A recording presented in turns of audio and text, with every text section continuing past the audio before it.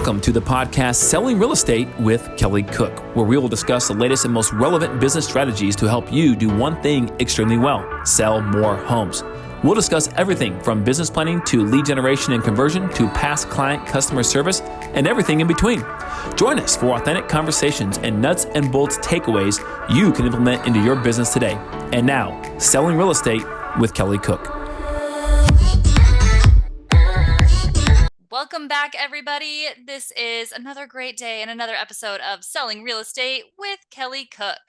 And we're just coming off of Memorial Day. It's kind of the official, I know we talked about the summer was starting a couple of weeks ago, but it's kind of the official, unofficial start to the summer now. So Kelly, do anything awesome, crazy fun over Memorial Day? Were you working? What did that look like for you? Yeah, you know what? Nothing crazy. My daughter had her birthday yesterday, and so over the weekend we just basically did that. Celebrated Yep. her. That's Celebrated awesome. her. The Yeah, big one won. Memorial Day, I feel like, is one of those days where, real estate kind of never stops, right? Like the weekends you're working, some holidays you're working. I know we've talked about New Year's Day, kind of getting out there and working, but I feel like Memorial Day is one of those kind of commonly accepted ones that's like, you're not gonna talk to anybody on Memorial Day, right? It's really a day you can kind of take. Is that right? Or am I wrong? Yeah, for the most part, I would say. It's like, Yeah. no, Well, always it depends where working. you're at in your career, right? Yeah, true. Yes. So yeah. Okay, got Uh-huh. it. Well, hopefully you guys were all able to take a little bit of time, even if you were working in some capacity. But today we're going to talk about hand raisers, right? We've talked Yes. about different ways to market. Like marketing is all about getting in front of people so that they can come use your service, they can get to know you in whatever way that is. But marketing does not create demand, right? Marketing is not going to make people do something that they don't want to do or they don't have a need for. What Yep. marketing does is finds people who have that need to bring them to you. So there are a variety of things that you can do in terms of marketing. Obviously, we've talked about a lot of those, but today we want to talk specifically about tools for finding the hand raisers, finding the people with that motivation. And there are definitely some different tools, some different systems, as Kelly always likes to talk about, different systems to use in order to do that, to find the motivated people that are looking for your help, that need your help. So let's get into it. I know, Kelly, we kind of talked about a couple of different things that you've got going on right now. Like I said, there's a variety of things, but let's talk about the ones that you're using. Yeah, I'd love to. This is important, guys. I think not enough gets talked about these types of systems or things. I think a lot of people talk about marketing, they talk about trying to find new people, right?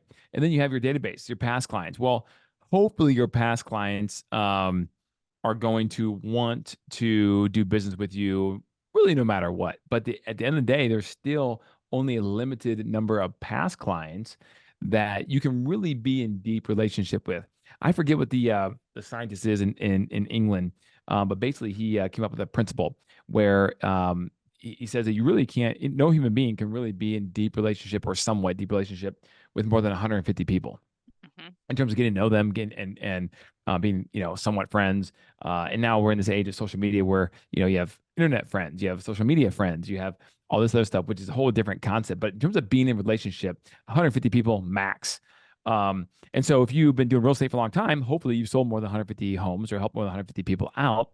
And there's a good chance that some people are going to fall through the cracks if you're not maintaining somewhat a relationship to let them know that you still care, that they're still there, they still matter to you. So this is kind of the in between. These are the people that maybe are past clients that you just cannot keep in touch with for as much as maybe other clients that are a little more important to you. Let's say, right? Because maybe they just live in your city. Maybe your kids go to the same school. There's just more natural time you're going to spend with them. Commonalities. Yeah, commonalities.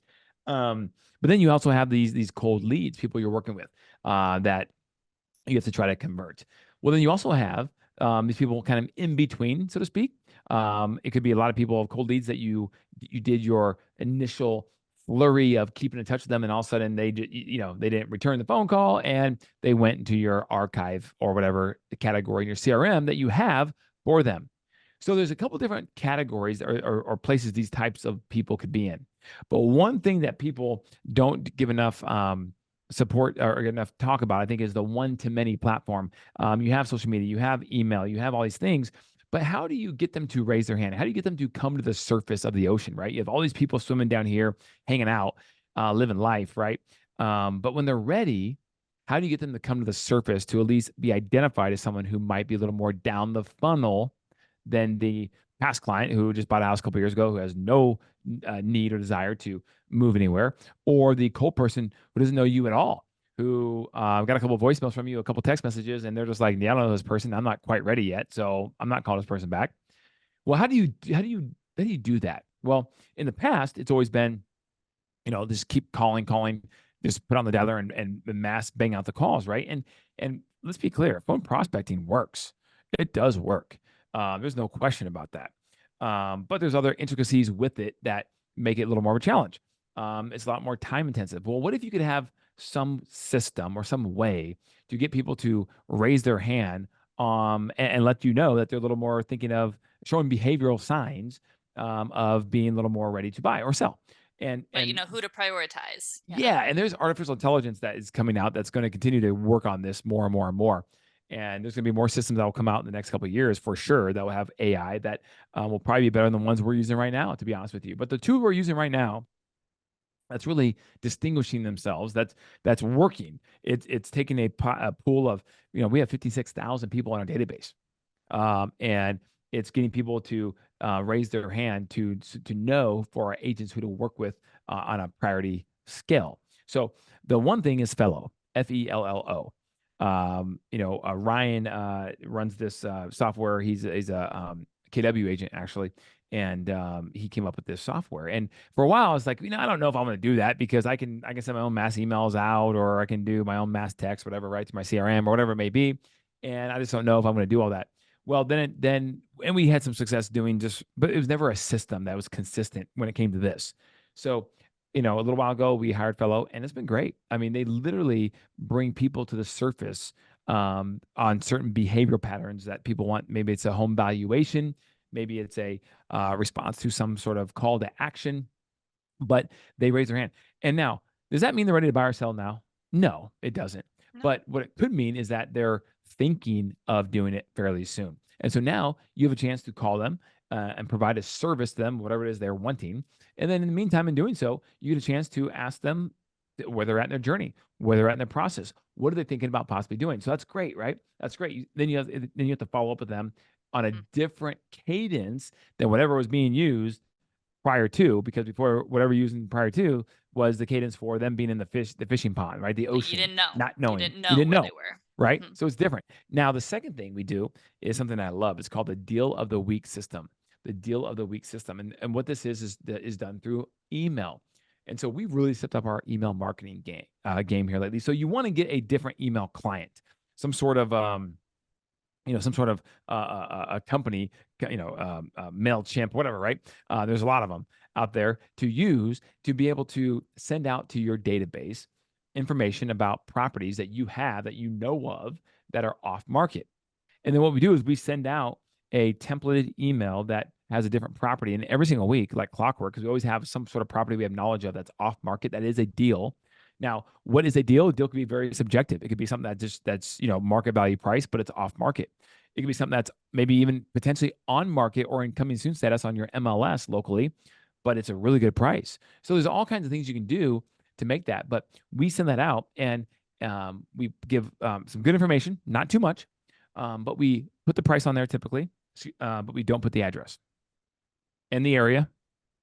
And then if somebody is like, "Well, boy, those stats look, the criteria for this house looks great. Price is right. The area is good." They have to reply for the email. Do you put a They have to picture? reply for the email for the address. What's that? Do you put a picture of the house? We don't. Or just the stats? Okay. Just the stats. Leave them wanting more. Yeah. Yeah. And we're not trying to play a game. We're literally trying to get people identified who are maybe down the funnel. And here's the deal: most people don't know that they need any help. They don't. And when I say help, I don't mean someone is helpless. They can't buy a house. They can figure it out themselves. Pretty much anyone can. But there is a process to it. And through that process of buying a house, it can be very intricate.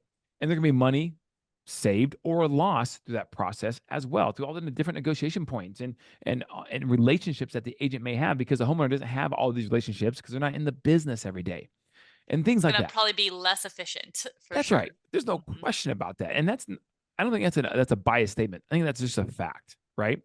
And so all we're doing is saying, hey, if and by the way, we get paid for brokering deals. We get paid for having knowledge that is somewhat unique, right? Or very unique for an area or a property. And so, you don't want to give away everything, but you do want people to say, that sounds interesting. Hey, if you have some sort of deal that sounds kind of cool to me, I'd be happy to work with you, right? So we're providing value to the marketplace, our database as well. So I say all that to say that having some sort of system, those are two we're going to share with you today. And by the way, I don't get anything, but I mean, if you want to contact me, I'll put you in touch with Ryan over there, and we'll get you set up on Fello. I'd be happy to do that. But the deal of the week system is something you're going to put together yourself. There's not a company that does that necessarily. But there also is a separate system too that we also use with email with viral marketing too. So we really have three, because at the end of the day, we use viral for video marketing to our database. The deal of the week is just verbiage. It's just a property where you give stats and someone has to reply to us. Whereas we are educating our database with our videos that we're doing as well. So you have these three systems or companies that we're using to really get people to raise their hand. What I love about virals is they give you a click report, right? So now we know exactly who clicked on it, who watched the video. And Who's if they watch the engaging? video, the chances are they probably a little more interested, especially if they watch the video all the way to the end, right? As opposed to someone who didn't even click on it. So Mhm. all these things really bring the people who are more down the funnel to the surface. So if you have 56,000 people, if you have 1,000 people, and you knew who to work with, the 10 people that you need to work with first and concentrate on following up with more first, isn't that valuable? It's so much more valuable. So I think hand raisers are huge and not talked about enough in the real estate business. Yeah, absolutely. And I think that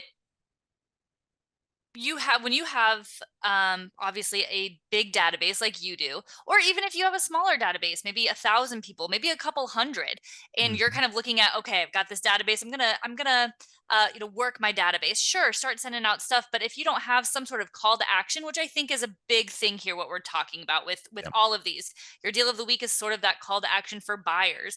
Viral has a call to action to learn more, watch our stuff, get educated on the market essentially. Fellow has oftentimes it's more towards sellers, if Sellers, I'm correct, you all are. towards sellers. So you've got these different calls to action for people who have different needs essentially, but all of them lead to the same thing of now you've thinned the herd, so to speak, of who you need to be focusing your efforts on. Because let's be real, guys, you can't do it all to everybody in the same capacity. So finding those people so that you can prioritize, that's huge. So you know where to focus in your efforts. Absolutely. Well said. Well said. Awesome. Well, as always, if anybody wants to get in touch with Kelly, like to get him set up with, to get you set up with Ryan over at Fellow, I'm sure Kelly can point you in the right direction to talk to somebody about viral if you're interested in video marketing, Yep. or learning any more about his deal of the week system, anything that we covered here, or you just want to chat about football or something like that. Kelly, where can they reach you? Always about football. Instagram at Kelly Cook Homes. Send me a DM there. Love to chat with you guys through that medium. Or just, hey, you know what? Text me. Old school text 480-227-2028. Fantastic. And I will leave you with one other thing. As always, if you're looking to build your real estate team, buildyourrealestateteam.com. There's another resource for you. You can always call Kelly about that as well. He wrote it. So if you have any questions, he's the person to talk to there. Other than that, everybody, we will see you next week with some new good stuff for you. Sounds good. All right. Bye, Kelly. See you guys.